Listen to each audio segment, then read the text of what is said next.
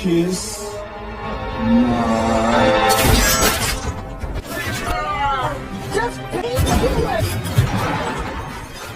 The film opens by showing Michael, a professional bodyguard whose career is ruined after his client, Mr. Kurosawa, is killed by a hired assassin. The hired assassin is Darius Kincaid. Now, Michael is constantly haunted by the shadow of his client's death. One day, he consults a psychiatrist, hoping to gain some clarity about his life. The doctor then advises Michael to retire or stop working as a professional bodyguard and to try going on vacation so that his mind can become clearer. Stop thinking about what. Do you have a vacation at all? Michael then decides to go on vacation to Italy. Just as he is about to enjoy his holiday in peace, Darius's wife, Sonia, suddenly shows up and disrupts Michael's vacation.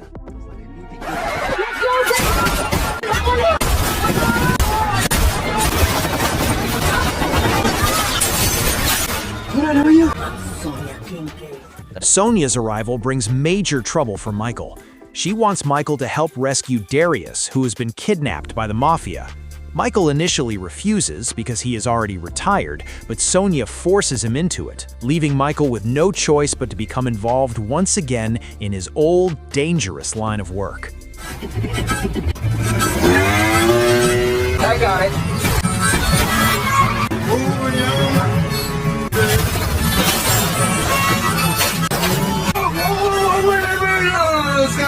There's gotta be maybe like a switch. Okay. Elsewhere, a large-scale demonstration takes place in front of the European Union headquarters.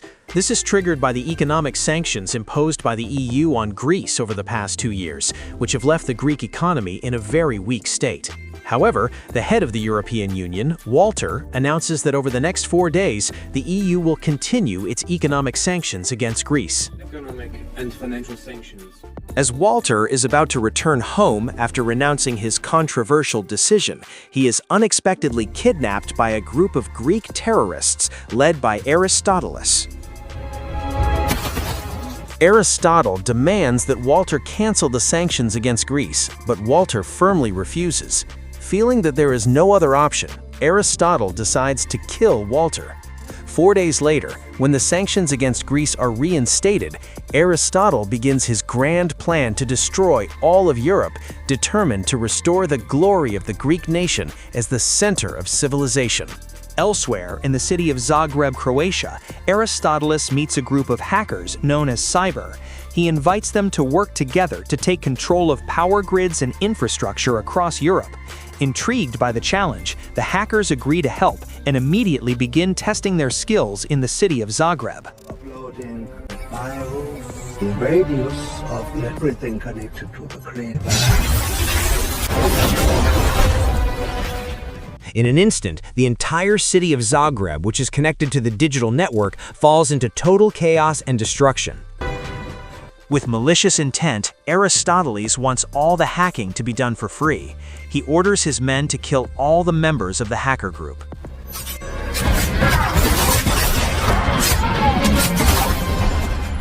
After the attack that struck the city of Zagreb, the next day, an Interpol agent named O'Neill arrives at the scene to examine the condition of the victims. Then, Inspector Crowley from the UN Security Council meets with Agent O'Neill to request further information about the disaster that has hit Zagreb. Agent O'Neill informs Inspector Crowley that he has an informant named Carlo. According to Carlo, in 4 days there will be a major cyber attack that will destroy infrastructure across Europe, led by Aristoteles. I'll give you 24 hours. Asshole. Also. It turns out that the mafia who kidnapped Darius is Carlo, Agent O'Neill's informant. The motive for the kidnapping is personal revenge, as Darius had killed several of Carlo's men in the past. Driven by hatred, Carlo plans to kill Darius. However, Michael and Sonia suddenly arrive to rescue him. No guns. It's always best. Understood? Of course not.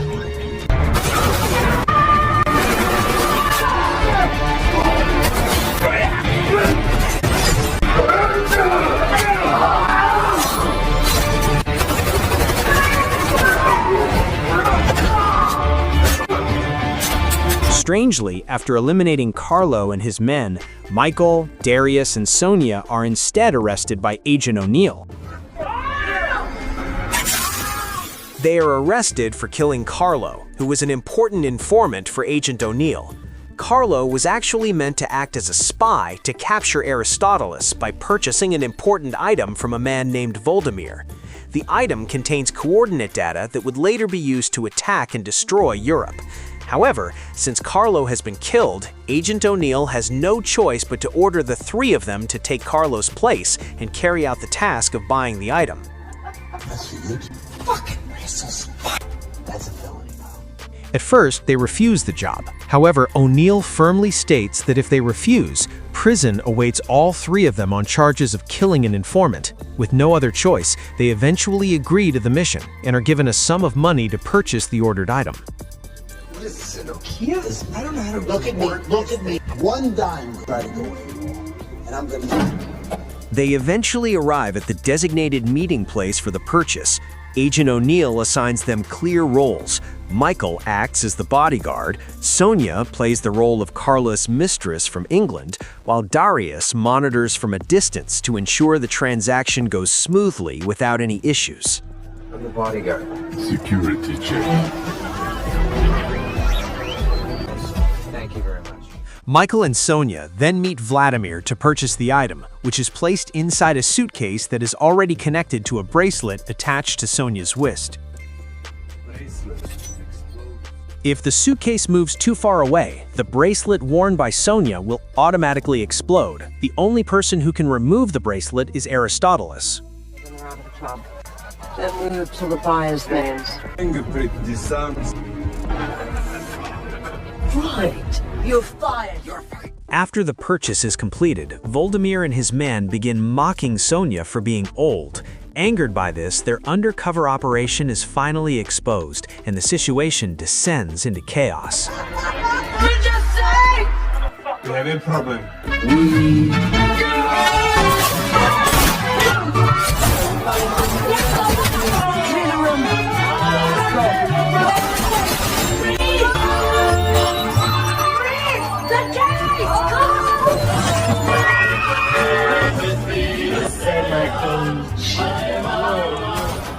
After the chaos erupts, a special tactical unit quickly moves in and storms the meeting place. On the other side, Sonia is nearly shot by one of Voldemir's men, but Michael manages to save her just in time. This incident reminds Michael of the moment when he protected Kincaid from Kovic in the past. However, in his attempt to save Sonia, Michael is struck by a gunshot fired by one of Voldemir's men. After that, Sonia helps Michael and Darius escape from the scene. The next day, believing that Michael has died from the gunshot wound, Sonia and Darius hold a prayer for him as a final tribute, and his body is thrown into the sea. However, Michael turns out to be still alive. It is revealed that when Michael was shot, he was wearing a bulletproof vest. Fuck is wrong with you people? Well, you didn't have a heartbeat. I'm wearing Kevlar!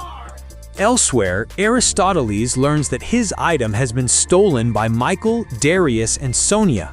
Upon hearing this, Aristotleus immediately orders his men to hunt down the three of them. Find the fugitive, kill them. Meanwhile, an auction event is being attended by Aristotleus. At the event, Michael, Darius, and Sonia are also present with the aim of investigating and keeping an eye on Aristotleus' whereabouts. However, in the middle of their surveillance, Michael is suddenly shot.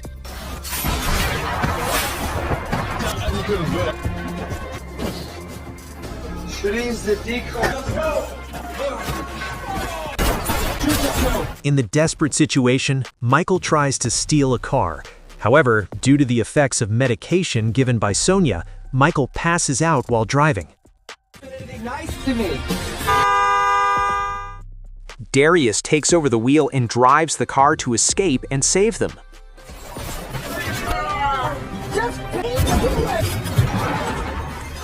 After they manage to escape from Aristotle's men, Michael finally regains consciousness and immediately asks Sonia about the medication she gave him. It's just lithium. Lithium! Baby! Don't you come in here! You are crazy! Sonia explains that the drug was actually just a sedative, but the dose she gave Michael was excessive, causing him to lose consciousness. Hearing this, Michael becomes angry and decides to leave Sonia and Darius. However, before walking away, he changes his mind and invites the two of them to go meet his adopted father. Michael's reason for taking them to meet his adoptive father is to ask for help in removing the bracelet that Sonia is currently wearing. They then go to the house of Michael's adoptive father, who turns out to be a retired personal bodyguard as well. When they meet, Michael asks his father to remove the bracelet from Sonia's wrist. His father then gives Michael a car key and tells them to go to a safe house where the bracelet can be removed.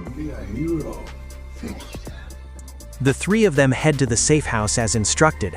However, upon arriving there, they are instead hit by tranquilizer darts fired by Aristotel's men.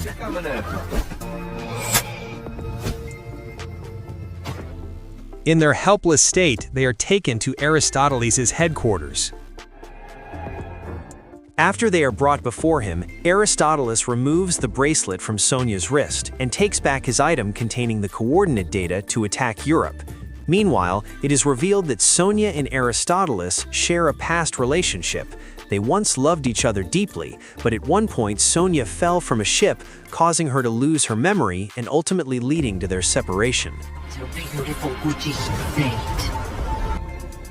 Sonia's memory returns after meeting Aristoteles again. Aristoteles then asks Sonia to join him, while Darius and Michael are taken to the torture chamber. Aristoteles tells Sonia that his associate, Carlo, once saw Darius going to a clinic to buy fertility medication. Aristoteles assumes that Sonia is infertile. Hearing this, Sonia feels deeply disappointed in Darius. Meanwhile, Michael and Darius, who are being held in the torture room, manage to fight back against Aristoteles' men and escape. Then, when they try to persuade Sonia to come with them, she refuses, as she is already deeply hurt by Darius for believing that she cannot give him children. Goodbye, Darius. We're really doing this now? Aristoteles' men pursue them, forcing Darius and Michael to leave Sonia behind at Aristoteles' residence. After they manage to escape, Darius tells Michael the truth about Sonia. It turns out that it is actually Darius who cannot have children because his sperm is not strong enough to reach Sonia's egg. What? Be honest with her. None of this would happen if you was honest. This condition is caused by damage to Darius's testicles after he was shot while working as a hired assassin. Later, Michael goes to meet his adoptive father, and it is then revealed that his adoptive father is actually the one who caused Michael to be captured by Aristoteles' men. Stain on my legs. Feeling furious, Michael immediately sets his father's car on fire. Michael and Darius eventually meet at a bar. There, Darius receives a call from Sonia, who has learned of Darius's whereabouts through Aristotle's men who managed to track him, and they are now on their way to the bar. Here, it is revealed that Sonia has actually deceived Aristotle. In reality, she no longer has any feelings for him. The story about her amnesia was merely a ruse. As for the pregnancy issue, Darius and Sonia had actually planned to adopt a child instead. Sonia also leaks information to Darius that Aristotle is planning to carry out bombings to destroy Europe. Sonia is then caught contacting Darius and is arrested. Aristotle's men manage to find Darius and Michael at a bar. In the dire situation, Darius and Michael quickly get into a car and try to escape from the pursuit of Aristoteles' men. My spiritual dude! Safety!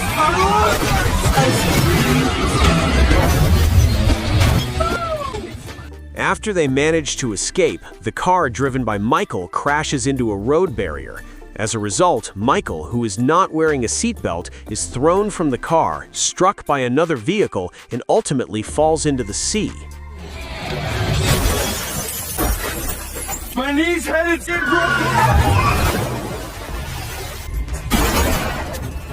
Darius immediately rescues Michael from the sea. He then reveals his past about the damage to his testicles, which turns out to have been caused by Michael shooting him while carrying out his duty as a bodyguard. As Darius tells this story, Interpol arrives at the scene and arrests both of them. That Aristotle is... Darius and Michael try to convince Interpol that they actually intend to stop Aristotle's and save the people of Europe. After listening to their explanation, Interpol finally believes them and provides information about Aristotle's whereabouts. 30 seconds out from forensic. If we don't stop the... Meanwhile, Aristoteles, who is on his ship and holding Sonia captive, prepares to drill into Europe's central data network. He then injects a virus into the system to destroy all of Europe through a massive cyber attack. 6 minutes. junction compromised. On the other hand, with help from Interpol, Michael and Darius immediately head toward Aristoteles' ship. Upon arriving at the ship, they fight against Aristotle's men. After defeating his followers, the two of them then come face to face with Aristotles and Michael's adoptive father. Kiss. At that moment, a brutal fight breaks out among the four of them, with Darius battling Aristoteles while Michael fights against his adoptive father. Best friends forever. Elsewhere, Sonia is also seen fighting one of Aristotle's men. After winning the fight, Sonia quickly comes to Darius's aid, saving him as he is nearly defeated by Aristoteles. Fucking unkillable. Meanwhile, Michael manages to defeat his adoptive father in a fierce fight. After that, Michael attempts to stop the virus that is about to attack Europe. However, Michael's adoptive father, who is badly wounded, warns him that if the virus is stopped, Aristoteles' ship will inevitably explode. However, since the system is already damaged, Michael decides to stop the virus and immediately escape from the ship together with Darius and Sonia.